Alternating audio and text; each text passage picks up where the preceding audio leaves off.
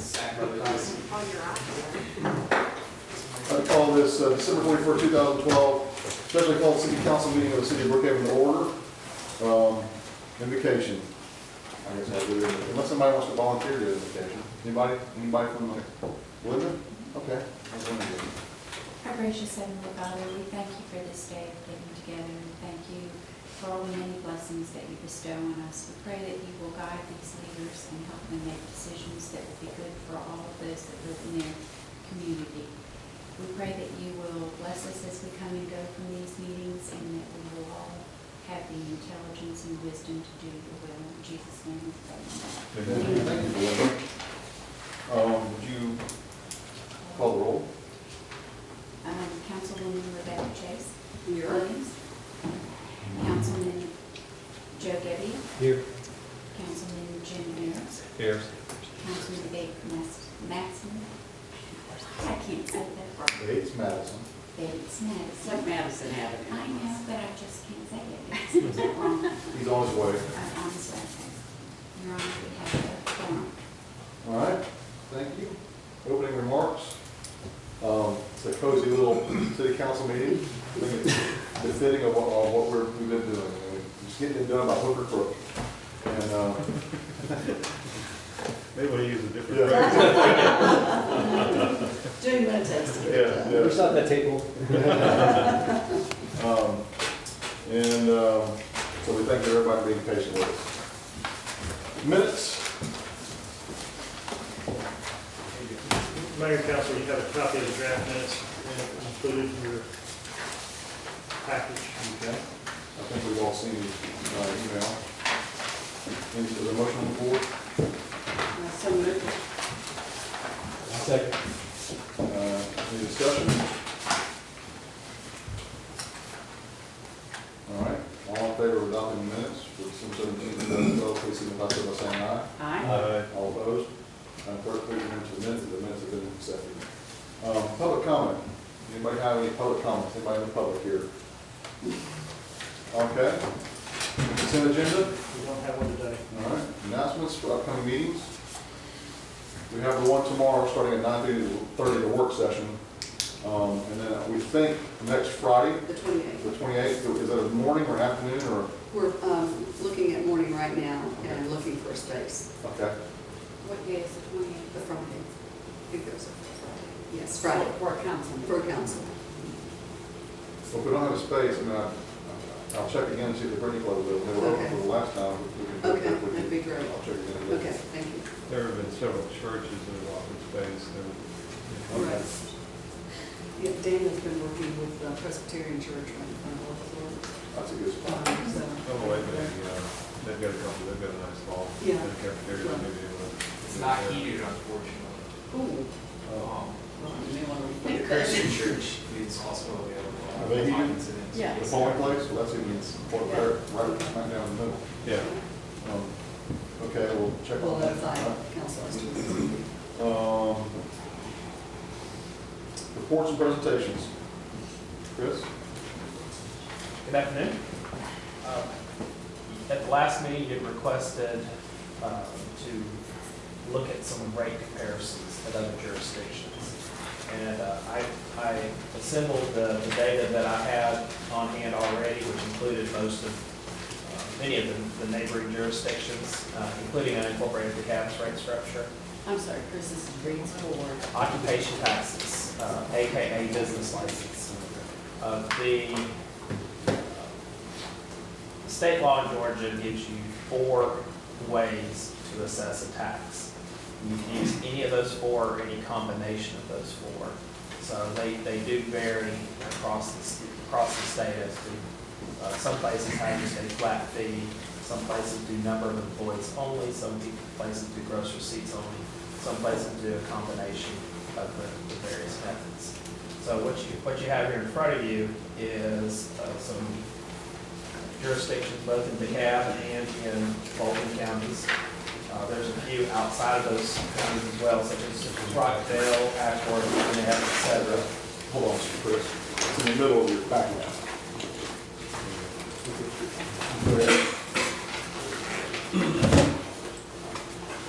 All of the Forsyth County, Fulton County cities that incorporated over the past 7 years assume the county, unincorporated county rates. So you've got a lot of duplication there between Fulton, Johns Creek, Sandy Springs, et cetera.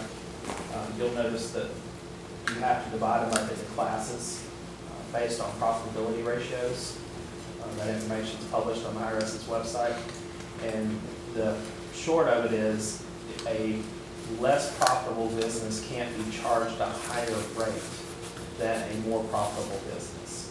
So I don't know if it's true or not, let's say a doctor is more profitable than a convenience store as far as gross profit ratios. You would not be allowed to charge the convenience store more than the doctor. That's the way the law is structured there to kind of do that. So you do come up with these classes to put businesses into various categories. So those are the rates that you have. One of the things that I would like to point out is the cab rates are incredibly low compared to the Fulton rates. And even the Fulton rates comparatively higher, it's not a deterrent or an incentive for a business to locate in that area. The businesses will follow the customers. This is a small amount of their operating overhead. And if you look at stores that operate in both jurisdictions, you don't see price differences from a Best Buy at Perimeter Mall compared to the Best Buy in Alpharetta. They have the same profit margins and operating structure. Just crawling the table.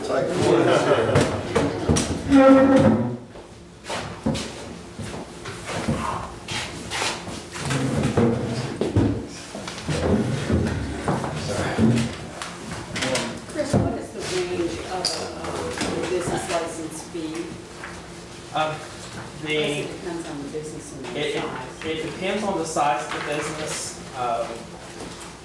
I know Sandy Springs had a few businesses where you were talking six-figure licenses, and they actually ended up capping the occupation tax at $400,000. The numbers that I've looked at for Brookhaven are all under $100,000. Nobody's over that much. And Under our current rates? under the current rates, based on what they paid to cab last year. So the UPSs, for example, aren't in Brookhaven like it is in Sandy Springs. There's the Pepsi, which everybody knows up in the PCID area, that has a significant amount of sales volume, and their occupation tax is rather high. That's the highest one that I've seen, and it's under $100,000. Does Cox pay in Fulton and Cap? Cox, they were actually with Dunwoody last year, and then they moved. I think they moved to Sandy Springs, but I'm not positive, but I think it is Fulton. Okay, I think so. But they still have their return, and they haven't abandoned it. I don't know if that's still considered corporate headquarters or not. If they're operating there, they would need to pay, even if it's just a minimum. But you're going to report your gross receipts for each area. Where's the flat rate section for Dunwoody on there? The flat rates. Isn't there a flat rate section in Dunwoody? Yeah, Dunwoody has, just like DeKalb. DeKalb had a $50 flat fee plus a $70 admin fee. We simply combined those two numbers in Dunwoody into a $125 base fee, and then everything over $50,000 in gross receipts was taxed at these percentages here. There's no $400 fee for professional services, right? There is that, and in the memo, I'll say, special rules apply to practitioners such as doctors, lawyers, CPAs, et cetera. That rule is set at the state level, so if you did have a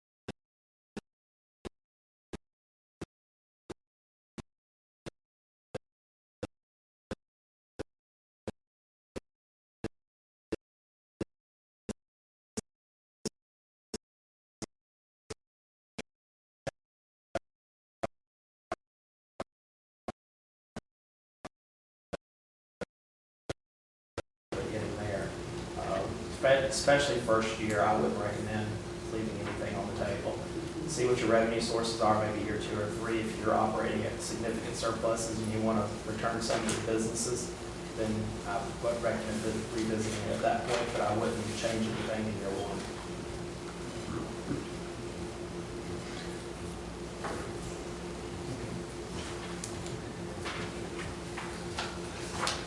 Okay, anything else, Chris? We'll discuss, obviously, over the next week or so, we'll discuss where we want to go with this, but we appreciate the recommendation and the presentation. What's next? Any other presentations? I guess that's it. Old business. Mayor and council, next thing is an action item, the consideration of the Governor's Commission recommendation on contract and task order awards for public works. Okay, action item number 1. Okay, anybody have a motion? I move that we award Lowe's a contract and negotiate, direct our staff to negotiate a task order in the best interest of the city. All right. A second? Is there any discussion? Hearing none, all in favor of action item number 1, please signify so by saying aye. Aye. All opposed? Madam Clerk, please read the minutes and action item 1 is passed. I think it was the zebra trucks on the day. Okay, and number 2. Mayor and council, number 2 is ordinance 2012-1238, consideration and approval of one read ordinance to set up and adopt purchasing policy for the city of Brookhaven. I believe that you had some directives to Mr. Pike and Ms. Garrett, and I'll refer to them for their discussion. In the policy, Mayor and Council, and particularly on page 13, whereby the policies include the city manager to have the authority to award contracts to the amount of $50,000 without council approval. And then after $50,000, it would require city council approval, and that is on page 14 of the policy procedures. It's ensure all procurements over $50,000 have council approval. The point that brought on a lot of discussion the other night at our meeting was, what should be the threshold of approval? And we talked about how other cities handle that and how other managers handle that. And I had mentioned and suggested to you all that there be a period of time that if that threshold of $50,000 or up to $50,000 is what is approved by council, then the manager would have a certain period of time in which to notify you. And I did share with you the other evening that in my past experience, 72 hours was the time frame in which the manager would approve a contract and then so notify the council if the council had any reservations about it. And the majority of those members would have a reservation and it would be placed on the city council agenda for your consideration and approval. What I wrote up as a suggested language, I changed the 72 hours, and I hope all of you received my notification on that and the reasoning behind it. I did change it to 24 hours because of having email available, that it would be much quicker to be able to get in touch with you. And of course, there's always the telephone, to be able to turn the contract around within a 24-hour period so that you would have an opportunity to take a look at it, digest it, and then make comment if you had any reservations at all. This would allow us that if we were in a situation where we needed to be able to react to a problem and get a contractor in there, we would be able to turn that around and address it immediately. So my recommendation is to maintain what was originally presented, the $50,000 threshold, but to add to that, that the city manager would be required to notify all of you, and you would have 24 hours in which to respond. And that would allow operations and the business of the city to continue. Are we talking about the floor, or is there any kind of flooring? There can be, and I know each of you all had different ideas, and I thought it would be a good time since we would be all together, which we could talk about it. I mean, it could be a $25,000 floor. Say that's it, that's up to $25,000. What do you recommend for a floor? Personally, $50,000. No, that's sort of the, Up to 50, actually, Up to 50. $49,999. but I'm just trying to avoid an abundance of work Right. by sending out emails. on Yeah. every I'd say single contract. 25,000. If it's 25,000 or more, Or less. Or less, 25,000, yes. You wouldn't need to Anything do less that. than 25,000, you wouldn't be notified. Right. We would just, but let me just mention this, it's still the manager's responsibility to notify you in a packet form or some kind of conveyance of memorandum that this is what's going on, so you're abreast of what's happening in the city, not for further approval, but just to keep you informed. Would those just be at council meetings? Or? It could be at council meetings, or it could be in a packet of information. I mean, I foresee that as things settle down and get into what we're hoping will be a routine, that you will receive updates and memorandum from your city manager as to what's going on. And sometimes even in work sessions, there could be like a flow chart of projects that you've assigned and where are we with them, and then it could just be a reading of, here's the contracts we've issued, just looking into moving forward. But the point of, I think the 25,000 piece is that, let's say that you're on a schedule for purchases of replacement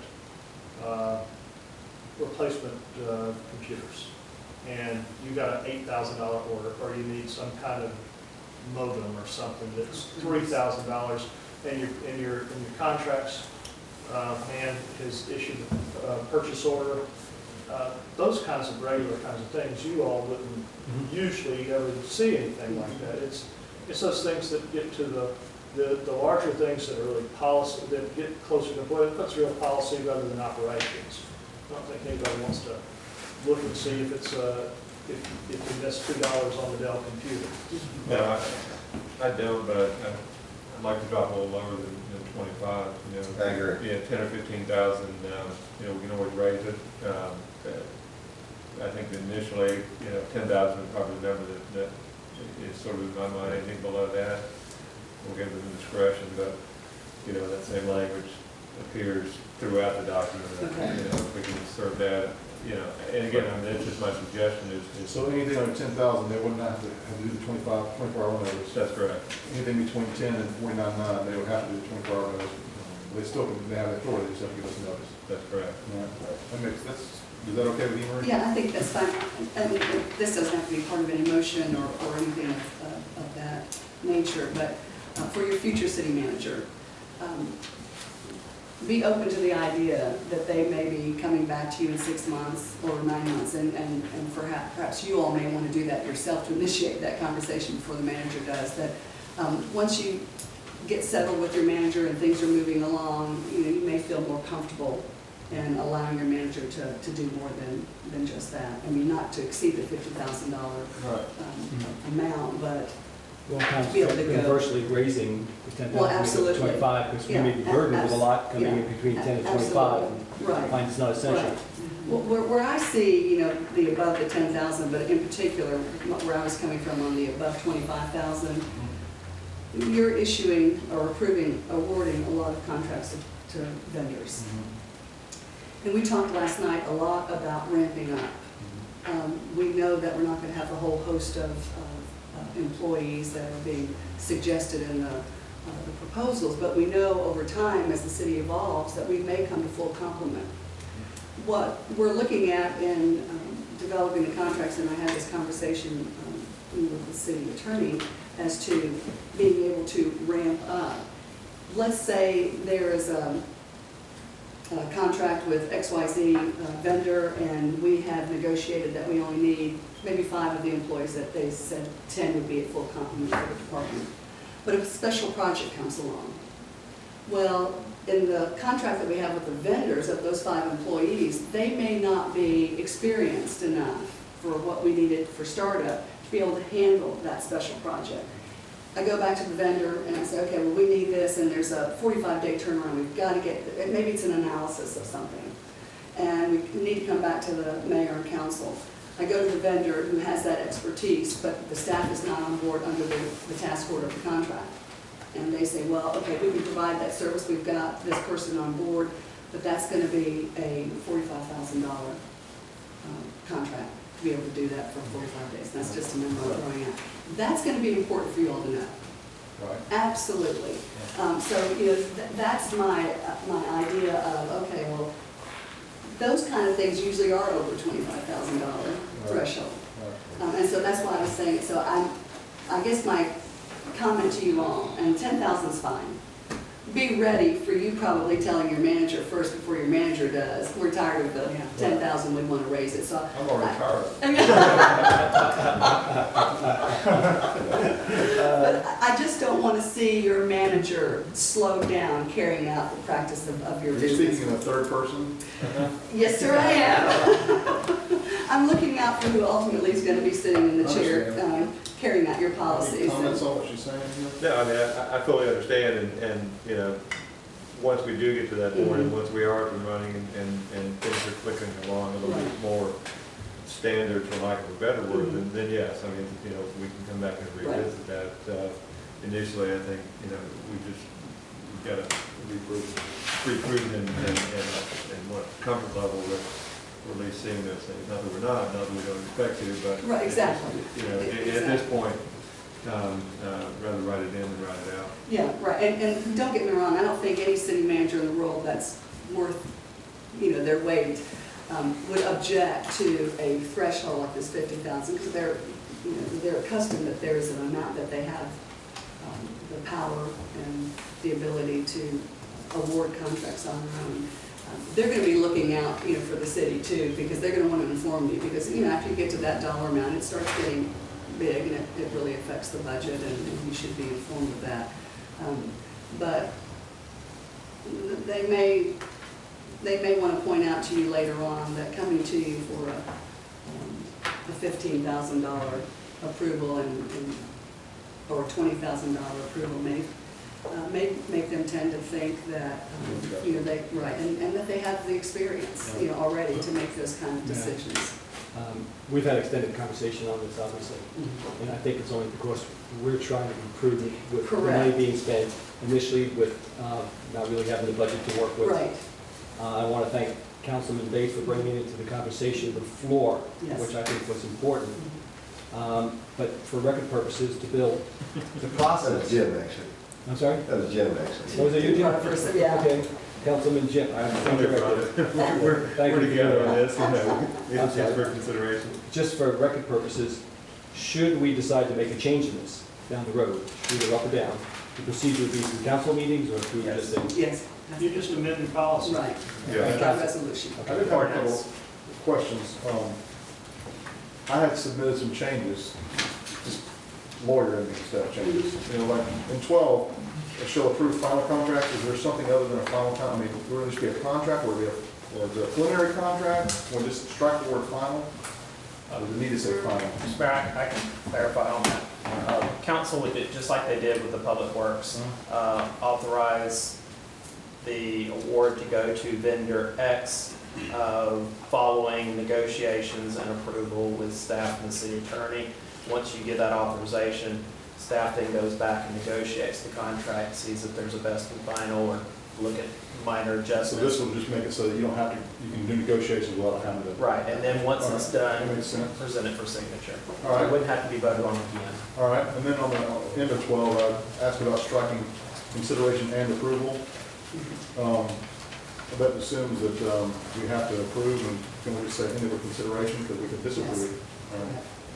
And then on 20, the amount is supposed to be 50,000 and above, not just over 50,000.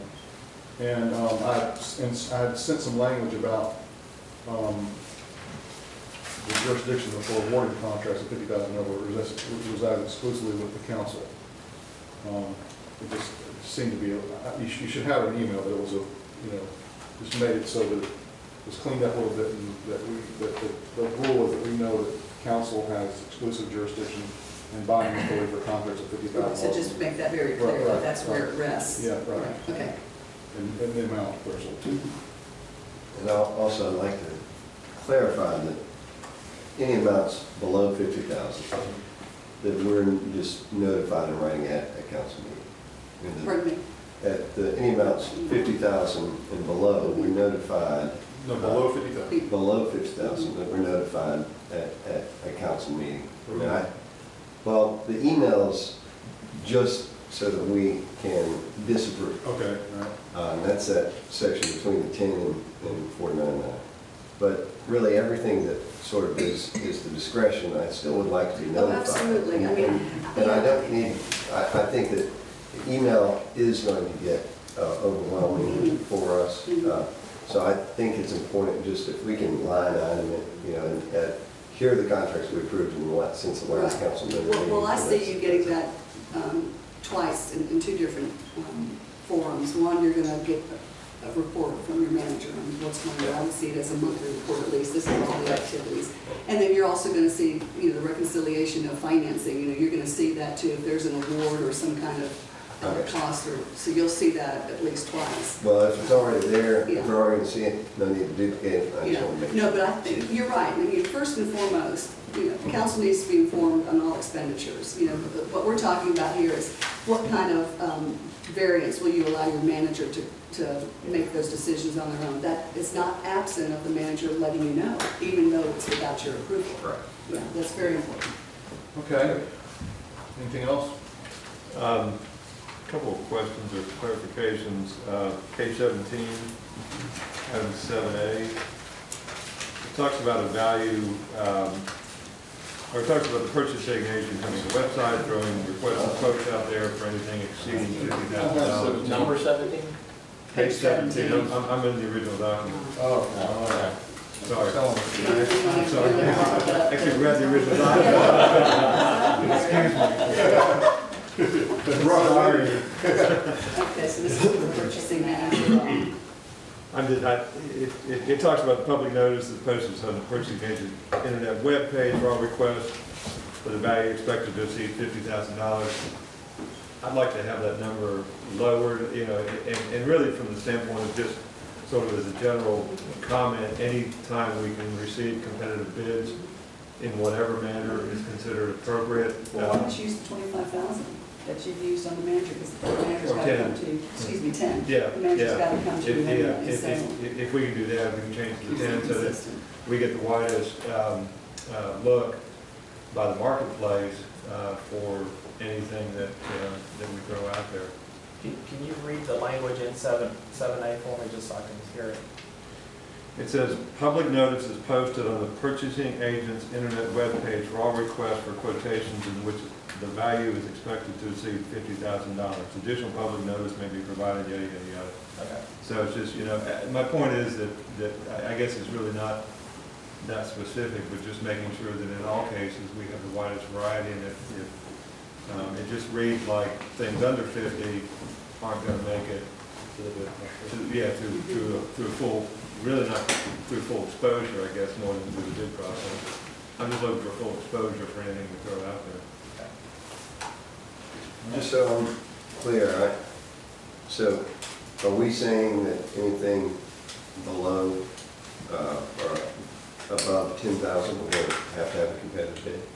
No, we're saying that anything above, they're going to throw it out. You know, this is talking about the purchasing manager having a website that they list all of our requests for proposals and things on, and the limit before was 50,000 for things to go onto that website. Yeah. We've lowered that limit to 10,000 for things, and hopefully they'll get in the habit of listing virtually everything out there, so we have, you know, sort of an internet marketplace, so to speak. Yeah, I agree. Well, yeah, but I mean, you know, a lot of people, I mean, you know, it has become a huge business. Yeah, all right. To address your question, you know, as a practical consideration, most of these smaller contracts, the 10,000 and 15,000, there's usually a state contract that we can already purchase from. So we can, you know, a Dell computer or an office supplies or something like that, we can go on and there's not a formal solicitation to even announce. We just go ahead and execute the procurement. Yeah. So